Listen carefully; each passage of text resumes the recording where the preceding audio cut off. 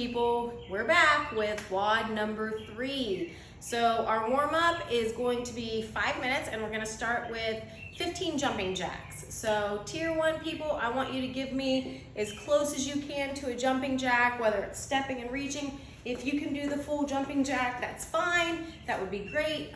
Tier 2 and 3, we're doing the jumping jacks, okay? Then we're going to do 10 squats. So if you're in tier 1, you can do supported squats. So a doorway, if you have a very sturdy table, just something that you have that can support you. I want your feet a little bit wider than shoulder width apart. I want you initiating your squat with your hips. That means that this is the first thing that moves, not your knees. Okay, so we're going to initiate with our hips. Hips first. I'm going to immediately start pressing my knees out, keeping my chest tall. You can support yourself, like I said. Get as low as you can. If you can get all the way down, that's great. Notice that my heels are on the floor and I'm not driving my knees forward. That's really important, guys. I need you to keep those hips back and the knees on the floor, chest nice and tall, and you can support yourself. You can also squat to a box, a chair, a little stool, something like this, okay? Then we're gonna do the same thing. We're initiating with the hips, sitting back, immediately press those knees out, try to keep your chest up, tap and stand, okay? Notice that I raise my arms when I do that. That facilitates me keeping my chest up. Now, if you need to do both of those together, that's absolutely fine. You can do that, but I want you to work, okay? I don't want you to make it too easy. For tier 2 and tier 3, we're gonna try to do that without the support, and again, reaching those hips back first, immediately pressing the knees out. Ideally, we wanna get the hip crease below the knee when we stand, okay? Keeping those heels on the floor. And you don't have to pause on the bottom like I am. I'm just doing that for demonstration purposes. All right, guys, next up is lunges. So if you're in tier 1 and maybe tier 2, you can have something for support. I want you to just be able to get as low as you can. Ideally, we want that knee to touch the floor. We don't want to crash into the floor though. So you can use the stool for support. Okay, you can do step back. You can do step forward. And guys, I promise you, those are gonna be harder than they seem. Lunges are not easy. One thing I do want you to remember to focus on is we wanna keep some distance between our feet when we lunge. So as you step forward, keep that space between your feet, okay? That's gonna give us balance. The other thing we wanna make sure is that we're not driving that knee forward. So I'm gonna turn to the side so you can see better. We're not gonna drive the knee forward when we lunge, okay? That's a lot of shear force on the knee. We wanna go down at a 90-degree angle,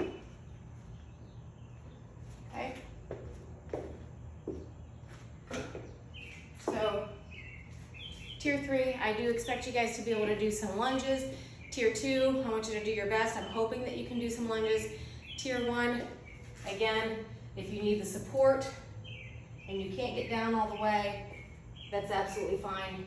Use a post or a stand. Okay, our next movement is push-ups. We're gonna do 10 of those. Tier 1, you guys can do your push-ups from the wall, keeping our elbows in. We're just gonna bring our chest to the wall and press away, okay? If that's a little bit too easy, you've got a little bit more. You can go really anywhere. You can use just about anything for this, okay? Use a stool or a chair. If you're gonna use a chair though, make sure it's sturdy. Okay, and then for tier 2 and 3, we're gonna do push-ups. And I'm gonna show you 2 different versions. I'm gonna show you the snaking push-up, what we call snaking push-up, and a regular push-up. So our snaking push-up is for those people who aren't quite to a strict push-up or maybe just have a few before they reach failure. And then strict push-ups are for those of you that have been working out for a while and you've got those down. So with both of them, we're gonna start off in a plank, okay? So I'm squeezing my belly, squeezing my butt. My hands are underneath my chest for the most part. They're not wide and they're not forward, okay? So right underneath my chest, the first thing I wanna do, keeping my elbows tracking my rib cage, chest to the floor. Notice that I'm keeping those elbows in, okay? If that's a little bit too hard, you're gonna go ahead and just let that chest flop down. From here, I'm gonna lift my chest first and then pop the rest of my body up into a plank. Let my chest hit first, up, plank. Chest, up, plank. Now, that might even get too hard. If you have a hard time getting your chest to the floor first, that's okay. Do the best you can, but then chest up and make sure you pop those hips up in your push-ups. All right, guys, now we're gonna move on to mobility. The first thing we're gonna do for mobility is called a single leg flexion. So if you are tier 3, tier 2, what that's gonna look like is a big, kind of exaggerated long lunge forward, making sure that that knee stays behind the toe. I'm gonna bring both hands on the inside of this leg. I'm gonna sink my hips into that as much as I can, and then we're working range of motion. So pressing that knee out, walking my body away. Really try hard to keep that back knee up and not pushing it down to the floor, okay? You can even add a reach if you would like, okay? Now, for tier 1, if that is too much, if you can do it, great. But if that's too much, then you can do this on a step, a stool, whatever you have that is sturdy, and you can just put that foot up. This probably would be a little bit high. Put that foot up and kind of lean into it that way. But again, we really don't want this knee going forward past the toe, okay? So stay behind and sink the hips down. The next little piece of mobility is gonna be our straddle stretch. So just sitting on your butt, legs out as far as you can get them. Don't force it, don't push the position, go as far as you can. Really try to sit up in this position, okay? If you're putting your legs out so far that you're like this, you probably pushed your legs out too far. So try to keep a nice tall chest, lean forward the best you can. Changes are made when we're stretching through our breathing, okay? So when you're in a stretch like this, big deep breaths, and every time you exhale, I want you to try to relax into this stretch, okay? The next stretch is going to be a seated figure 4. So you're gonna bring those legs in, and you're gonna cross one ankle over one knee. You wanna keep this leg bent. This is not my greatest position. I'm not super flexible in this position, but you wanna keep this knee bent, okay? And then you're gonna take one of your hands and push that knee down for a little extra stretch, and you're really gonna feel that through your hip, okay? So that is the seated figure 4. Do your best with that. I'm sure for some of you, we're gonna get very little bend out of this, okay? And you may not even be able to get up to your knee. That's fine, give me what you got, do the best you can. I want you to hold about 45 seconds on each side with that.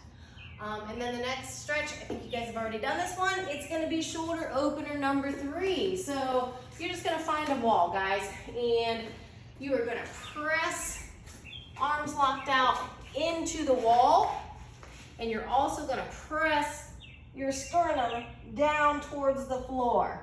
Now notice, I've kept the natural curve to my lumbar, and I have nice soft knees. Okay, really fight to keep those elbows locked out and push against the wall.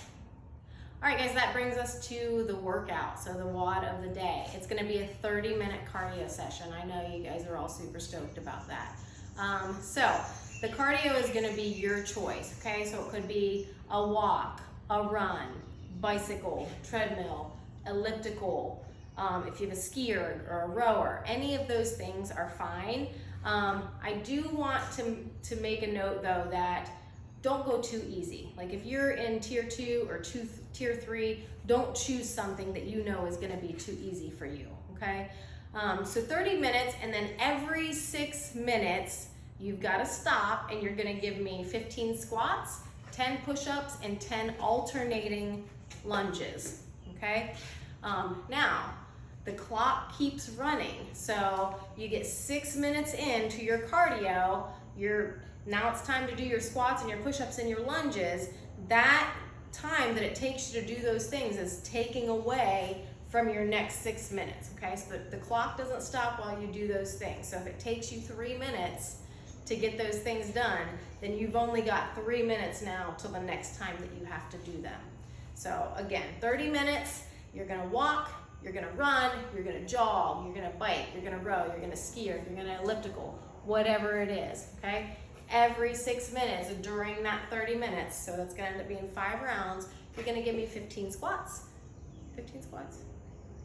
10 push-ups and 10 lunges, okay? We already went over the modifications and scales for those things, so let us know how you do. I wanna know what you guys chose, and I hope you have a great workout number 3.